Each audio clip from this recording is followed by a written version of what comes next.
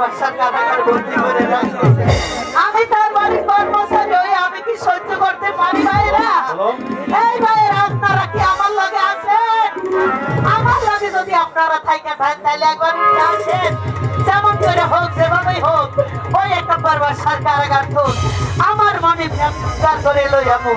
আর এইটা না করলেই তাই বা আপনাকে সামনে আর কোনোদিন আসবো না ভাইরা, আর কোনোদিন আসবো না।